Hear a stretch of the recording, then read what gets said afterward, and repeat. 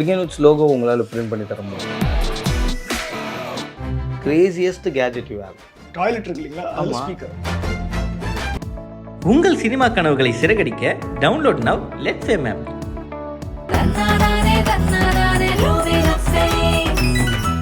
ஒரு பிரிண்ட் வந்து half an hour ஆகுதுன்னா அதை யூஸ் பண்ணி 15 மினிட்ஸில் பிரிண்ட் பண்ணுவோம். ஸோ அவ்வளோ ஃபாஸ்ட்டாக அதை பண்ணலாம் வித்தவுட் லாஸ் ஆஃப் குவாலிட்டி. சடனாக ஃபிலிமர் கட் ஆச்சுன்னு வச்சுக்கோங்க, அது பாட்டுக்கு சும்மா சுற்றி நிறைய நடந்திருக்கு. ஆல்மோஸ்ட் 93% முடிஞ்சிருச்சு.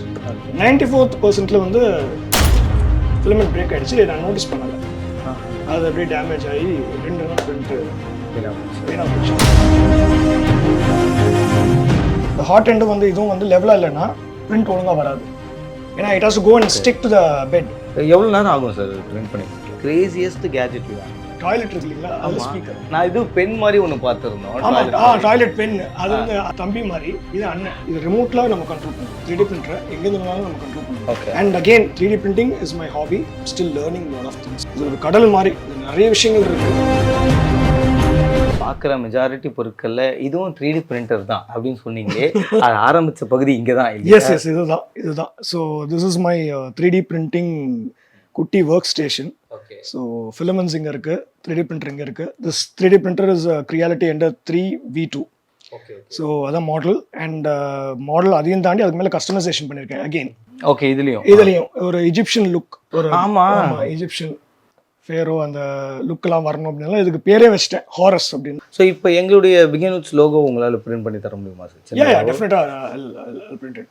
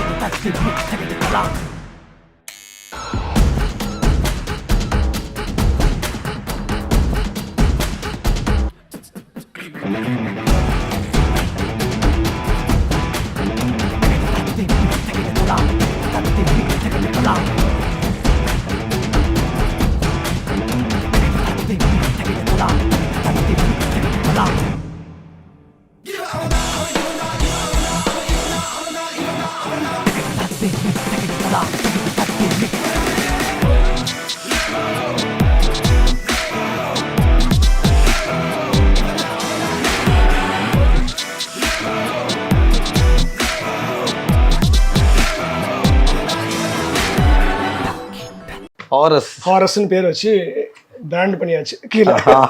ஸோ ஒரு கோல்டன் தீம்ல வரணும் அப்படின்னு அந்த அதெல்லாம் போட்டு கஸ்டமைஸ்டு. இங்கே அந்த பிரமிட்லாம் வச்சு எங்கெல்லாம் வந்து it shouldn't affect the movement of the 3D printer, அதுக்கேற்ற மாதிரி டிசைன் பண்ணியிருக்கேன்.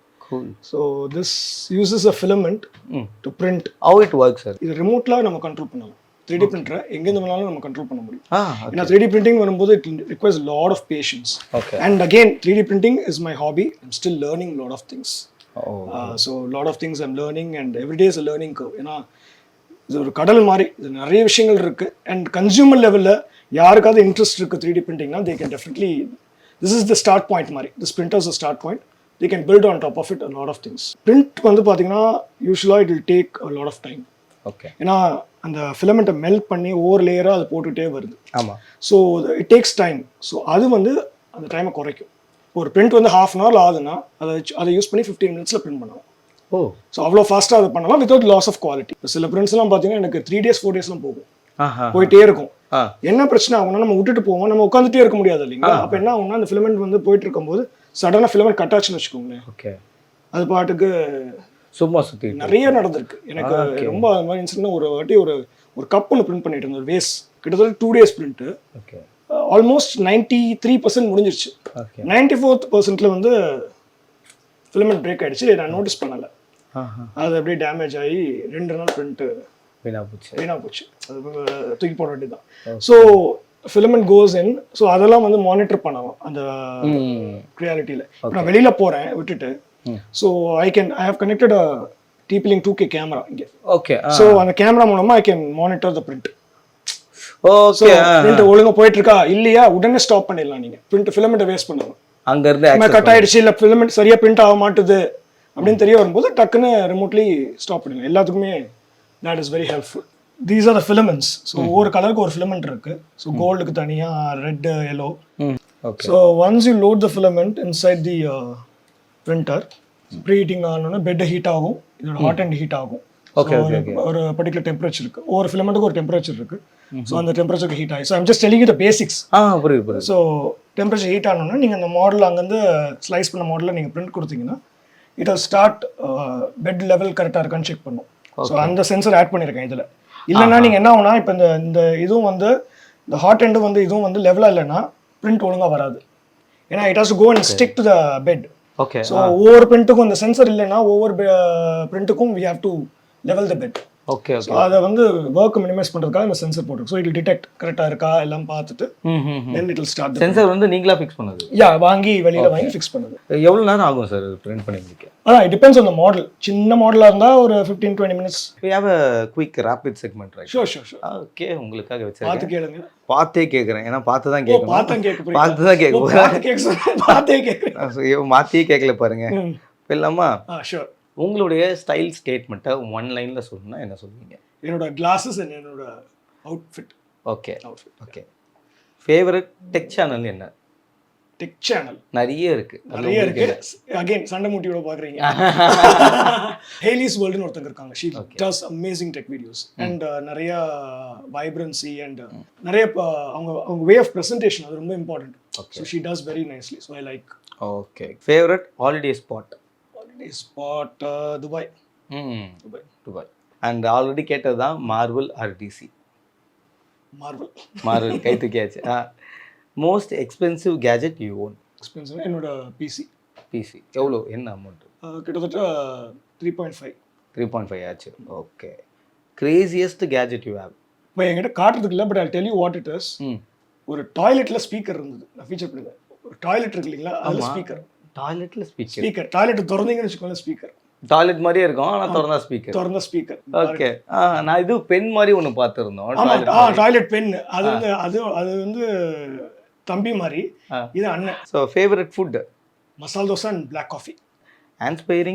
Aspiring content creators and YouTuber கிட்ட ஒரு பீஸ் ஆஃப் அட்வைஸ் நீங்கள் கொடுக்கணும்னா என்ன கொடுப்பீங்க?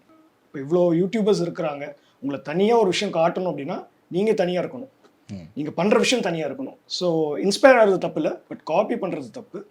ஸோ எடுத்தால் கூட அது நம்ம ஸ்டைலில் வந்து எப்படி வந்து ப்ரொஜெக்ட் பண்ணலாம். So be your self, B unique and create an own style for your self. அது ரொம்ப இம்பார்ட்டன்ட்.